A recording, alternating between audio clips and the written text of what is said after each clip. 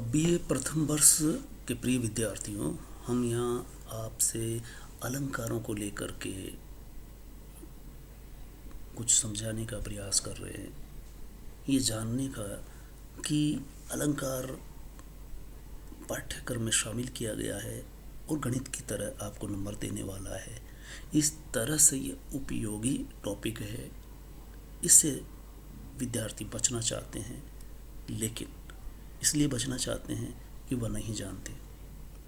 आप अब तक समझ चुके हैं, जान चुके हैं अलंकार और अलंकार के भेद, काव्य में अलंकार का स्थान, अलंकार का अर्थ, और यहाँ तक कि अलंकार दो बड़े मुख्य रूप से पहचाने जाते हैं, शब्द अलंकार व अर्थ अलंकार। अलंकार का मतलब गहने या शोभा बढ़ाने वाले पदार्थ से लिया जाता है। अलंकार या आभूषण तन की शोभा में वृद्धि के कारक होते हैं। वैसे ही काव्य में अलंकार के प्रयोग से काव्य में शोभा बढ़ती है। अलंकार, आप शब्द अलंकार देख चुके हैं और पाठ्यक्रम में दो अलंकार लिए गए, लेकिन अर्थ अलंकार में कोई 8-10 अलंकार होंगे। सर्वप्रथम अलंकार आता है, उसका परिचय आप यहाँ देख सकते हैं कि शब्द अलंकार में यमक और श्लेष से आपका परिचय हुआ।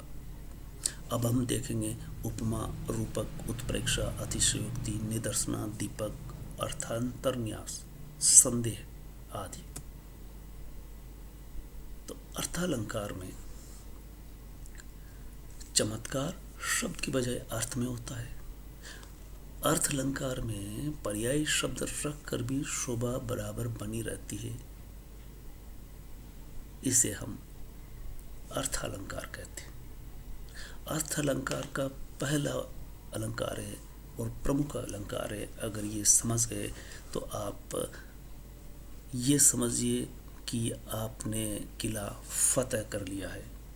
तो आप गौर से सुनिए उपमा अलंकार के बारे में।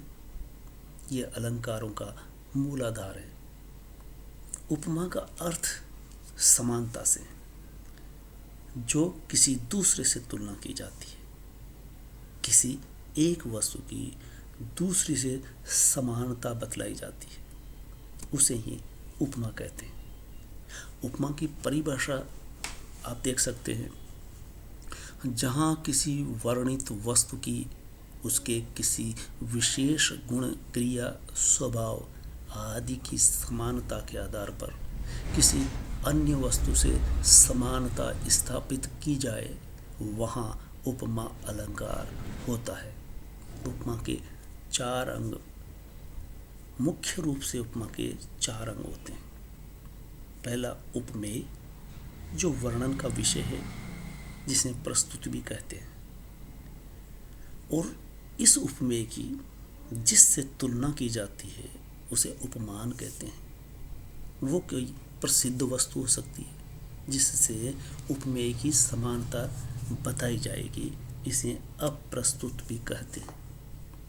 और वो शब्द, वाचक शब्द, जिससे उपमेय और उपमान की समानता बताई जाए, और वह साधारण धर्म कहलाता है। वह गुण, क्रिया दोनों में समान है। जैसे उदाहरणार्थ, मुख कमल के समान सुंदर है। मुख ये उपमेय प्रस्तुत है, अप्रस्तुत कमल है जिसे उपमान कहेंगे। और वाचक शब्द है समान, इसका साधारण धर्म है सुंदर यानी सुंदरता। दूसरा उदाहरण भी देख सकते हैं, मुख कमल सा खिल गया है। यहाँ मुख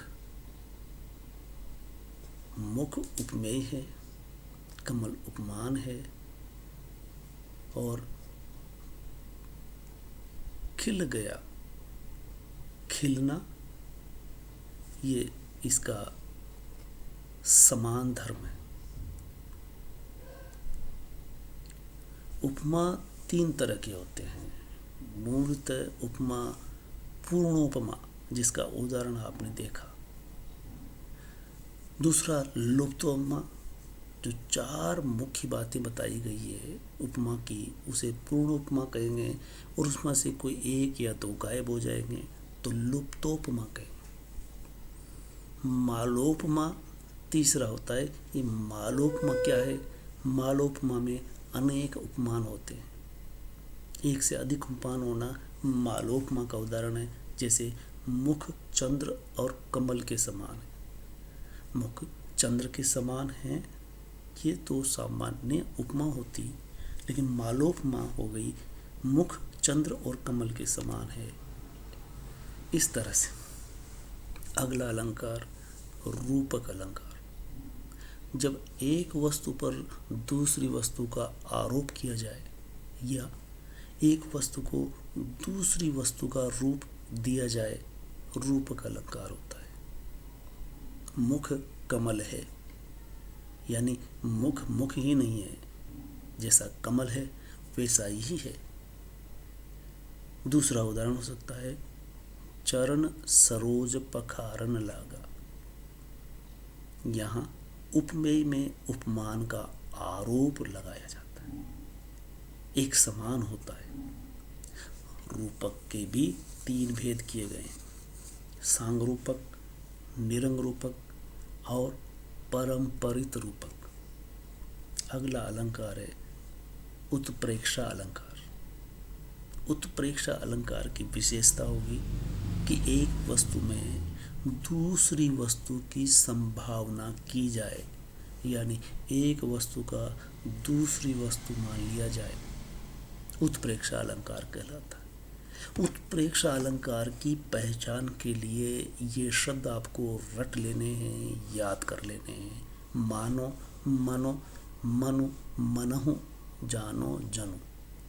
ये उस पंक्ति में आएंगे। अगर आते हैं तो आप समझ जाएंगे कि ये उत्प्रेक्षा अलंकार है।